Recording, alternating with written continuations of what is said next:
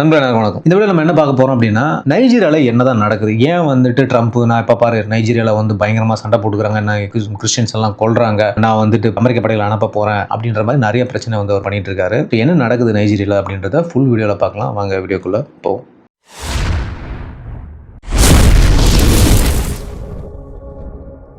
ஒரு பெரிய பஞ்சாயத்து. நைஜீரியாவில் கிறிஸ்டியன் இனப்படுகொலை நடக்குதா? அமெரிக்க ராணுவத்தை அனுப்ப ட்ரம்ப் ஒரு மிரட்டலும் எடுத்திருக்காரு. ட்ரம்ப் மிரட்டல் என்ன? ஆப்பிரிக்கா நாடான நைஜீரியா பாத்தீங்கன்னா ரொம்பவே டென்ஷனா இருக்கு. ஏன் அப்படின்றத நம்ம பார்க்கலாம். அமெரிக்க அதிபர் டொனால்ட் ட்ரம்ப் நைஜீரியாவில் இருக்கிற கிறிஸ்டின்களை கொத்து கொத்தா கொல்றாங்க, அங்க கிறிஸ்துவ இனப்படுகொலை நடக்குது அப்படின்ற மாதிரி அவர் சொல்லியிருக்காரு. அந்த நாட்டுக்குள்ள ராணுவ நடவடிக்கை, அதாவது மிலிட்டரி ஆக்ஷன் எடுக்க போவதாகவும் அவர் சொல்லியிருக்காரு. வான்வழி தாக்குதல், அதாவது ஒரு ஏர் ஸ்ட்ரைக் நடத்த போறோம் அப்படின்ற மாதிரி அவர் கருத்து தெரிவிச்சிருக்காரு. ட்ரம்ப் என்ன சொன்னார் அப்படின்போது, ஒரு நிருபர் அவர்கிட்ட கேள்வி கேட்கிறாரு, நீங்கள் தரைப்படையை அனுப்புறீங்களா அல்லது வான்வழி தாக்குதல் நடத்துவீங்களா அப்படின்னு சொல்லிட்டு. அதுக்கு ட்ரம்ப் என்ன சொல்றாருன்னா, நடக்கலாம், எது வேணாலும் நடக்கலாம், நிறைய விஷயங்கள் நடக்கிறதுக்கான வாய்ப்பு இங்க இருக்கு, அங்க கிறிஸ்டியன்ஸ் எல்லாமே பெரிய லெவல்ல கொல்றாங்க, நாங்க அதை நடக்க விட மாட்டோம் அப்படின்னு சொல்லிட்டு அவர் ஒரு அழுத்தமான கருத்தை தெரிவிச்சிருக்காரு. நைஜீரியா இதுக்கு என்ன சொல்லுது அப்படின்னு நம்ம பார்ப்போம். நைஜீரியா அரசாங்கம் பாத்தீங்கன்னா என்ன சொல்லுது அப்படின்னா, ட்ரம்ப்னோட குற்றச்சாட்டுகளை பாத்தீங்கன்னா அவங்க மொத்தமா மறுக்கிறாங்க. நைஜீரியா வெளியுறவுத்துறை செய்தி தொடர்பாளர் என்ன சொல்றாருன்னா, நாங்க பாதுகாப்பு குறித்து பெருமைப்படவில்லை, எங்களோட பாதுகாப்பு அவ்வளவு சூப்பரா இருக்குன்னு நாங்க சொல்லல, ஆனா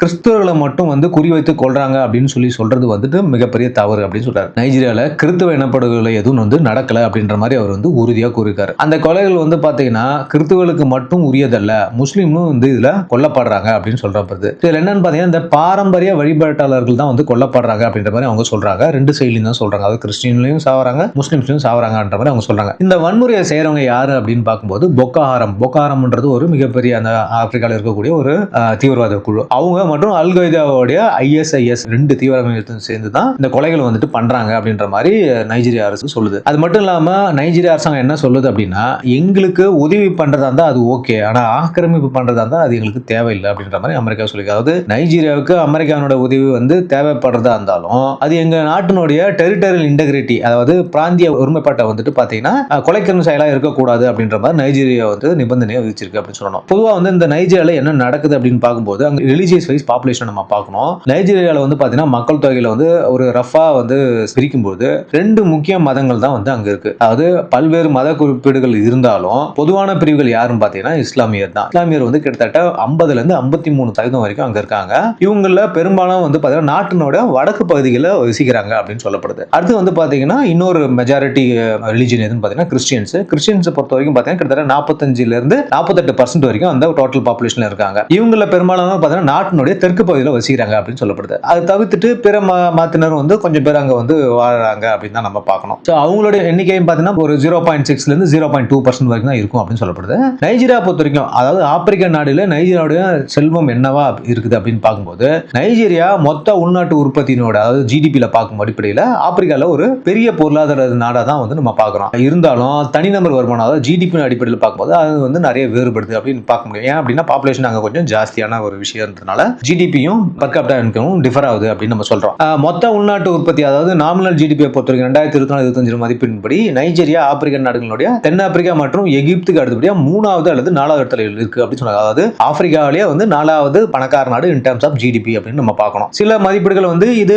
முன்ன இடத்துல கூட இருக்கலாம், அதாவது ஃபர்ஸ்ட்ல கூட வரலாம் அப்படின்னு சொல்றாங்க. பேசிக்கா பார்த்தோன்னா டாப் 3ல நைஜீரியா இருக்கு. ஒரு பணக்கார நாடு தான் ஆப்பிரிக்காவில், அது பணக்கார நாடு. ஆப்பிரிக்கா எல்லாமே ஓரளவுக்கு ஒரு ஏழ்மையான நிலையில் இருக்கிற நாடுகள். அதுல கொஞ்சம் பணக்கார நாடு எதுன்னு பாத்தீங்கன்னா நைஜீரியா அப்படின்னு நம்ம பார்க்கணும். இவங்களோட முக்கியமான வருமானங்கள்லாம் என்னன்னு பார்க்கும்போது, நைஜீரியாவோட பொருளாதாரம் பார்த்தீங்கன்னா பெரும்பாலும் க்ரூட் ஆயில். இதை நம்ம யோசிக்கணும், ஏன் அமெரிக்கா இங்க உள்ள வராங்க அப்படின்றத நம்ம யோசிக்கிறோம். ஸோ மெயினா பாத்தீங்கன்னா அவங்களுடைய மெயின் வருமானமே க்ரூட் ஆயில் மற்றும் இயற்கை எரிவாயு தான், அதாவது நேச்சுரல் கேஸஸ் தான் இருக்காங்க அப்படின்னு சொல்லப்படுது. பெட்ரோலியம் பாத்தீங்கன்னா நாட்டினுடைய அந்நிய செலாவணி வருவாயில கிட்டத்தட்ட 90% அதிகமாக பாத்தீங்கன்னா அரசு வருமானத்துல 80% வரையிலும் பெட்ரோலியத்துறை தான் இருக்குது அப்படின்னு சொல்றது. அதாவது அவங்களோட மெயின் சோர்ஸ் ஆஃப் இன்கமே பெட்ரோலியம் தான். கச்சா எண்ணெய் மற்றும் அது தொடர்புடைய பொருட்கள் தான் நாட்டினுடைய முக்கிய ஏற்றுமதி பொருட்களா இருக்குது அப்படின்னு நம்ம பார்க்கணும். இப்போ ஆர்வலக தரும் ஆதாரம் என்ன அப்படின்னு பார்க்கும்போது, ட்ரம்ப்னுடைய இந்த குற்றச்சாட்டுகள் தவறானது மற்றும் அபாயகரமானது அப்படின்னு சொல்லிட்டு பாதுகாப்பு ஆவலர்கள் சொல்றாங்க. அதாவது என்ன சொல்றாங்கன்னா, அமெரிக்காவுடைய நெருக்கடி கண்காணிப்பு குழுவான ஆஸ்லிட் அப்படின்ற ஒரு நிறுவனம் கொடுத்த டேட்டா படி இதை உறுதி செஞ்சிருக்காங்க. இந்த ஆண்டு நடந்த தாக்குதல்ல மொத்தம் பாத்தீங்கன்னா,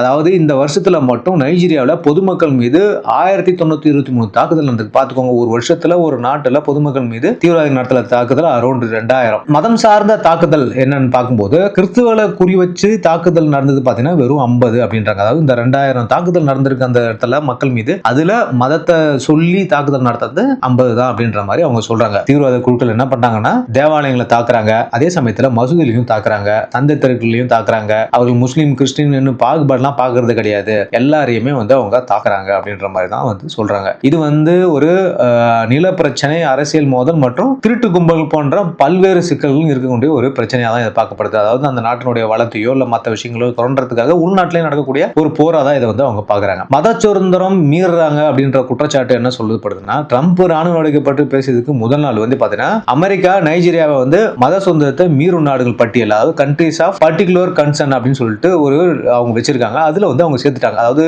அமெரிக்கா பாத்தீங்கன்னா உலக நாடுகள்ல ஒரு மதிப்பீட்டை வச்சிருப்பாங்க. ஒரு நாடையும் ஃபேவரபிள் கண்ட்ரி, இவங்க ஆப்போனன்ட் கண்ட்ரி, இவங்க லிஸ்ட் அந்த மாதிரி வச்சிருப்பாங்க. அவங்க கூட ட்ரேட் பண்ண மாட்டாங்க, அவங்களுடைய அலைஸ் எல்லாம் ட்ரேட் பண்ண விட மாட்டாங்க, வெப்பன்ஸ் கொடுக்க மாட்டாங்க, அவங்க மேல சாங்ஷன் பண்ணுவாங்க, டாரிஃப் போடுவாங்க, இந்த மாதிரி நிறைய விஷயங்கள் இருக்கு. ஸோ இப்போ என்ன பண்ணிருக்காங்க அப்படின்னா நைஜீரியாவை இவங்க அந்த லிஸ்ட்ல ஆட் பண்ணிருக்காங்க அப்படின்னு தான் நம்ம பார்க்கணும். நைஜீரியா அதிபர் திம்மு என்ன சொல்றாருன்னா, நான் ஒரு முஸ்லீம், அவர் என்ன பண்ணிருக்காருன்னா ஒரு கிறிஸ்துவ போதகரை தான் மனைவியா அவர் கல்யாணம் பண்ணியிருக்காரு. ஸோ எங்களோட நாட்டுல பாத்தீங்கன்னா நான் ஒரு முஸ்லீமா இருந்தாலும் நான் ஒரு கிறிஸ்துவர் கல்யாணம் பண்ணிக்கிறேன். எங்க நாட்டுல பாத்தீங்கன்னா மத சகிப்புத்தன்மைன்றது அதிகப்படியாவே இருக்கு, எங்களுக்குள்ள மத வேறுபாடுலாம் எதுவுமே கிடையாது, அமெரிக்கா சொல்றது முழுக்க முழுக்க ஒரு தவறான விஷயம் அப்படின்னு சொல்றாரு. எங்க அரசு பாத்தீங்கன்னா அனைத்து மதத்தினரும் சுதந்திரமா பாதுகாக்க முயற்சி செஞ்சு தான் வந்துட்டு இருக்கு, அதனால எங்களுக்குள்ள எந்த பிரச்சனையும் இல்லை, நீங்க அன்னெசரியா கிறிஸ்துவ முஸ்லீம் பாகுபாடால தான் இந்த பிரச்சனை வந்துட்டு இருக்கு அப்படின்னு எதுவும் பெரிய குழப்பத்தை இங்க உண்டு பண்ண வேணாம் அப்படின்னு சொல்லிட்டு நைஜீரியா தெளிவா சொல்லியிருக்கு. மொத்தத்தில் அவங்க சொல்லும்போது என்ன சொல்றாங்கன்னா, நைஜீரியாவில் நடக்கக்கூடிய இந்த குழப்பத்துக்கு அமெரிக்கானுடைய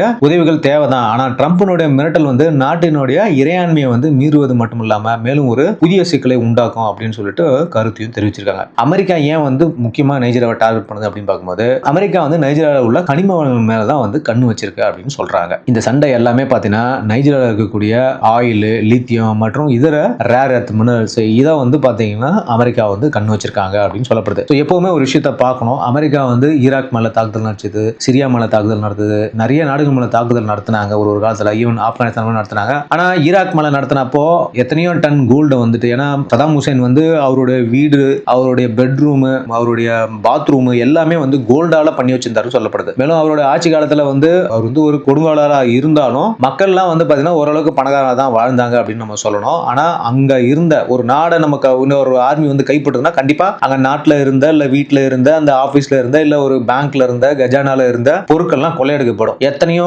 டன் கணக்குல இருக்கக்கூடிய தங்கங்கள் அமெரிக்கா கொள்ளையடிச்சிருக்காங்கன்னு ஒரு குற்றச்சாட்டும் இருக்கு. அதே மாதிரி சிரியா கதாஃபியோட பிரச்சனையிலையும் பாத்தீங்கன்னா அங்க இருந்த சிரியாவும் ஒரு பணக்கார நாடு, எல்லாமே ஆயில் ரிசோர்சஸ் அதிகம் உள்ள நாடுகள், அங்க இருந்த கோல்டு பிளஸ் எல்லா வளங்களையும் சுருட்டு இருக்காங்க அப்படின்னு தான் நம்ம பார்க்கணும். இவங்க என்ன ஸ்பெண்ட் பண்றாங்களோ ஒரு இன்வேஷனுக்காக, அந்த இன்வேஷனுக்கு ஸ்பெண்ட் பண்ண பொருட்கள் எல்லாத்தையுமே அந்த நாட்டை அடிச்சு பிடிச்சி அங்கேருந்து எடுத்துடுறாங்க அப்படின்றதான் உண்மையா பார்க்கப்படுது. அதாவது உலகத்துல இருக்கக்கூடிய தங்கத்துல 1/3 பகுதி ரிசர்வ் அமெரிக்காட்ட தான் இருக்குதுன்றது முக்கியமான உண்மையா நம்ம இங்க பார்க்கணும். ஓகே நண்பர்களே, ஸோ இந்த வீடியோல நான் நைஜீரியா மேல ஏன் அமெரிக்கா தாக்குதல் நடத்த போறேன்னு சொல்லி மிரட்டிருக்காங்க, நைஜீரியால என்ன நடக்குது அப்படின்ற விஷயத்தை நான் சொல்லியிருக்கேன். கண்டிப்பா வீடியோ இன்ஃபர்மேட்டிவா இருக்கும் நான் நம்புறேன். நம்ம சேனலை சப்ஸ்கிரைப் பண்ணுங்க, நம்ம வீடியோ லைக் பண்ணுங்க, உங்களோட கருத்துக்களை கமெண்ட் பண்ணுங்க, ஃப்ரெண்ட்ஸுக்கெல்லாம் நம்ம வீடியோவை ஷேர் பண்ணுங்க. மீண்டும் அடுத்த ஒரு இன்ஃபர்மேட்டிவ் வீடியோ சந்திக்கிறேன். அது வரைக்கும் தேங்க்யூ, பாய், ஜெய் ஹிந்த்.